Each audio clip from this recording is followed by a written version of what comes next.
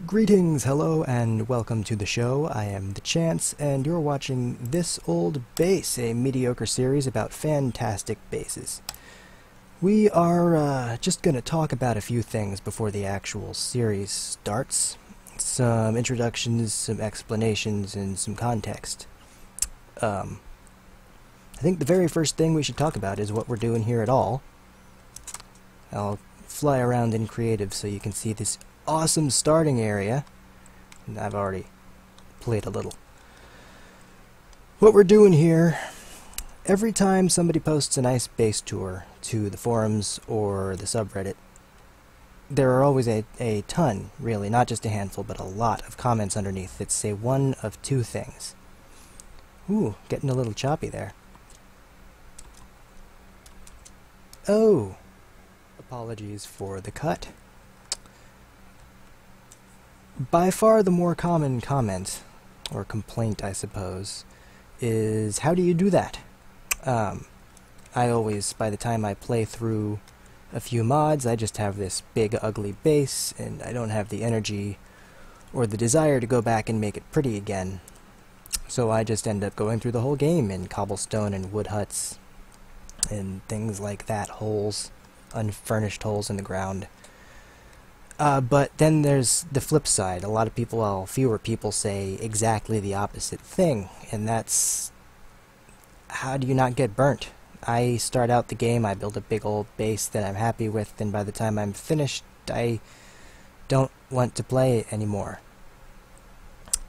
So we're going to try to avoid, well, we're definitely going to avoid both of those sensations. It took me a long time to sort of realize that most people suffer from these problems. I thought I was the only one for a long time, or at least that it was just a noob problem.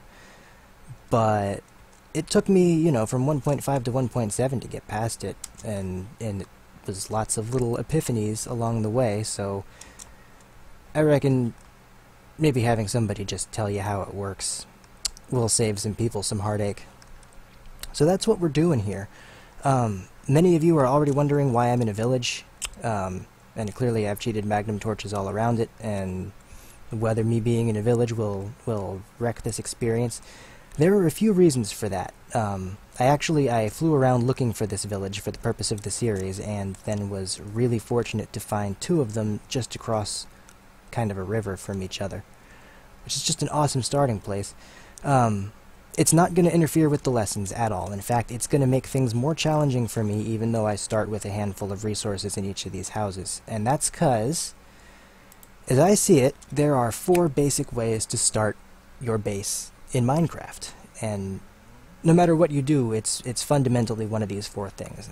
You can build a house above ground, you can dig a hole in the ground, you can dig into the side of a hill, or you can move into a generated structure, usually a village. No matter what you choose to do, I mean, I do all 4 in different playthroughs, the things I'm going to teach you will almost all apply to all of them. Now, for the purposes of the series, I didn't want to spend a whole lot of time out and about gathering materials. That seemed like I'd be doing a lot of it off camera, and it wouldn't be very interesting on camera.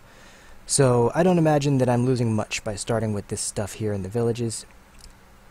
Also, the cheating in of the magnum torches is because I reckon by the time I managed to light up such a large place that many of the villagers would have died, and I didn't want any of that.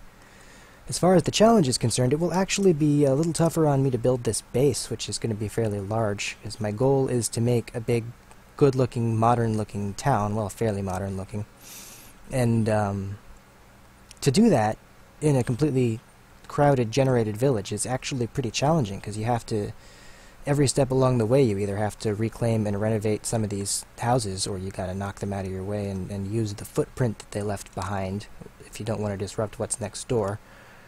So, in that respect, I get to cover a lot of stuff that I wouldn't get to cover until much later in the playthrough if I were building my own base, which all of them have to do with how to improve, expand, or renovate an existing structure. I will get to do that almost every episode.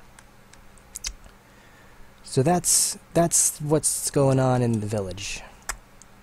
The next important thing to cover is the the small list of cheaty things that I've done in addition to the village for the purposes of the series.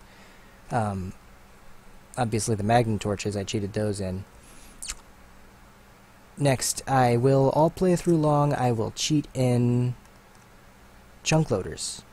I feel very strongly about this, and it's okay if you don't, that's fine. I don't judge you. In fact, you're playing the game technically correctly, and I'm cheating. But chunk loaders are not, as far as I'm concerned, an in-game object.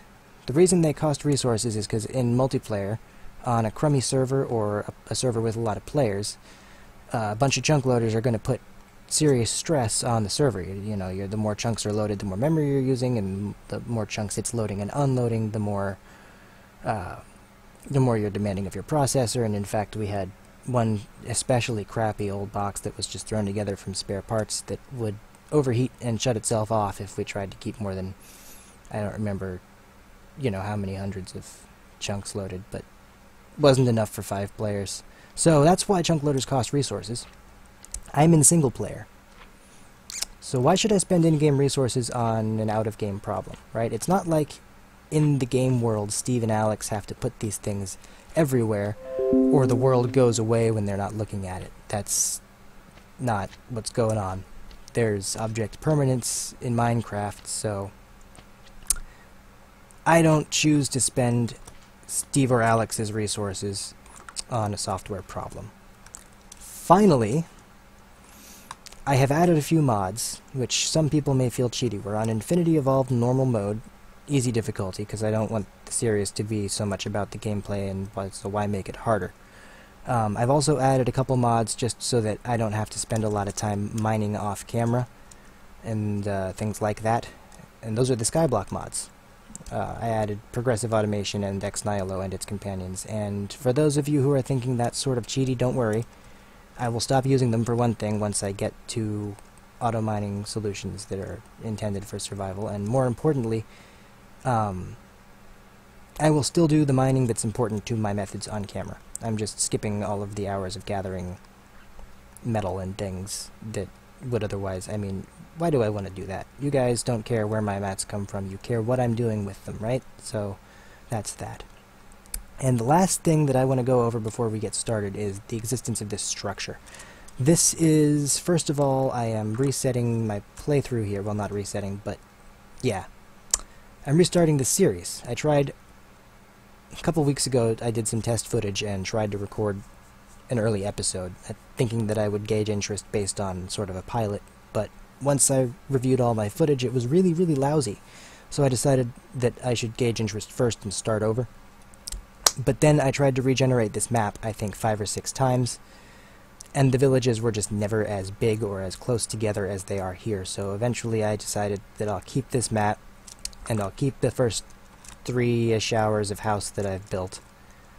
Which, by the way, I did not build all at once. If you're sitting here already thinking, well, geez, if this is what this guy's doing, don't worry, it'll make sense soon.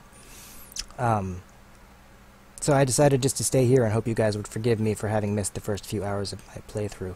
And with that being said, in the next mini episode, I will show you in creative mode, and it'll be the last thing I do in creative mode, I will show you how I got from this Tinker's Construct hut to that fairly large boxy thing over there without stopping and spending 45 minutes at a time on building. So we'll go straight into that. If you aren't on autoplay, click on over to episode 0.5.